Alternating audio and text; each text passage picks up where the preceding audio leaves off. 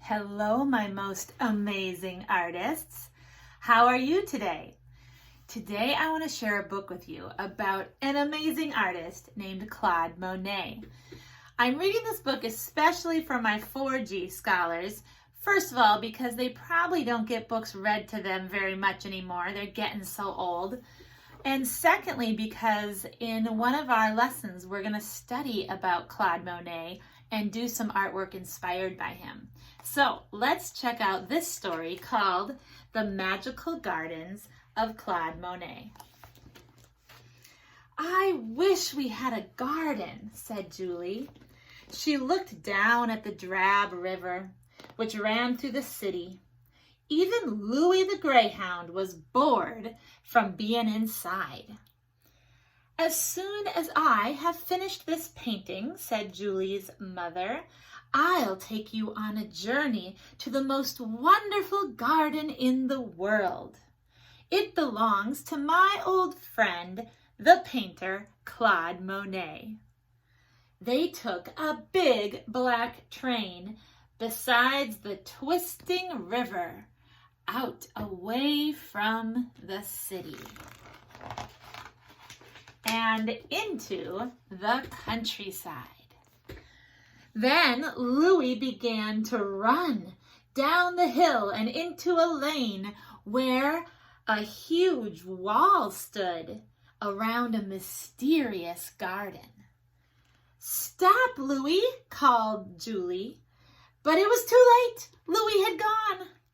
Julie didn't know what to do, so she got down on her hands and knees and wiggled inside. It was like crawling into a dreamy world where twisting plants grew as tall as trees. Julie ran around a corner and almost knocked over a big man with a spade. The man wore a straw hat and had a huge white beard. "Oh," said Julie, "I am looking for my dog. Are you the gardener?" "I suppose I am," said the man. "Come and look. One day, these tiny seedlings will grow into big flowers, but a gardener has to be very patient, just like a painter." Then Julie realized, "You're Claude Monet!" she gasped. "Yes," laughed the old man, "I'm Claude Monet." Together they searched for Louis along the shady path, deeper and deeper into the magical garden, until it seemed as if they had left the real world behind. Under a willow, Julie saw Monet's umbrella, like a huge white mushroom. And there was Louis. He had a blue nose, a purple ear, and one green paw. "Naughty dog," shouted Julie. "You're walking all over Mr. Monet's paints." "I think your dog wants to be a painter too," laughed Monet. "Look, he's made a picture." Then Julie saw Monet's paintings laid out in the sun to dry. Clouds floating on a mirror pond, a field of golden haystacks, a row of wispy poplars, and his most famous one, a little Japanese bridge. They turned the handle on a rickety gate and stepped inside. It was like a garden inside a garden, a wild, wet, watery garden where willows bowed over a silent pool. Together they crossed the green bridge.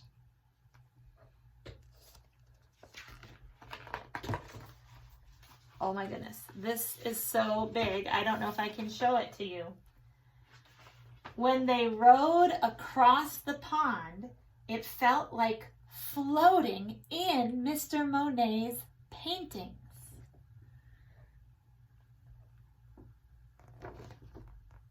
There you go.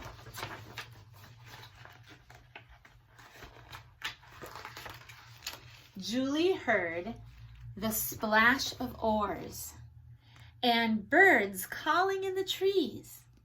All around them, lilies sparkled like a midnight sky.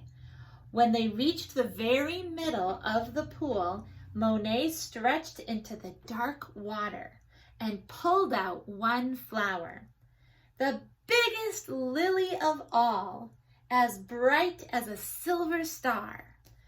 "A little present from my water garden," he said. They walked back toward the house, and Monet pushed open a huge studio door. "Here is my biggest idea of all," he said proudly. "I am trying to paint the most enormous water garden in the world. When you stand in the middle, you will feel as if you've dived into a pool." "It will be amazing," cried Julie. For a moment, Monet looked sad. "But to tell the truth, I wonder if I'll ever finish," he said. "I'm now old and my eyesight is bad." Julie thought for a moment. "You will need to be very patient," she said, "like a gardener." Then Claude Monet pulled out a big watch. "6 o'clock precisely," he said. "Time to eat." Waiting in the yellow dining room, surrounded by pictures from Japan, sat Mrs. Monet and Julie's mother. "Here are our little runaways," said Monet. Then it was time to leave. Monet walked them as far as the river. Louis wanted to say goodbye too, but as he jumped up, Julie's beautiful lily went flying into the river. "Oh, Louis," shouted Julie, "that was a special lily." They took the train back to the city, and even Louis was tired.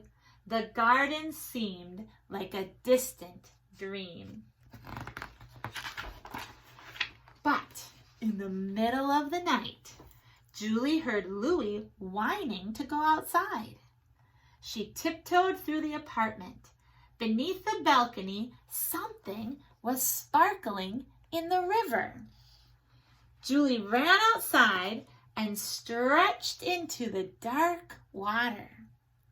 She pulled out a lily as bright as a silver star. "Perhaps it's a little present from the water garden," she said, and as the city slept, she breathed in the sweet smell from the magical garden of Claude Monet. The end. All right, so as you saw, Claude Monet was in the middle of painting an amazingly large painting full of water lilies. That's one of his famous paintings too. I also want to show you a photograph of the real Claude Monet. So there he is right there. Claude Monet lived a long time. He had many, many years that he could paint. So he created many, many paintings. And the style that he was so good at was called Impressionism. It's kind of where artists, they don't try to make something look exactly real. They just try to make an impression of what they're looking at. And they focus a lot on light and what light does and how it sparkles, and they use dabs of paint instead of really blending it. Lots of little splotches of paint. And so we are going to try a Monet-inspired piece of artwork for our assignment this week in 4G.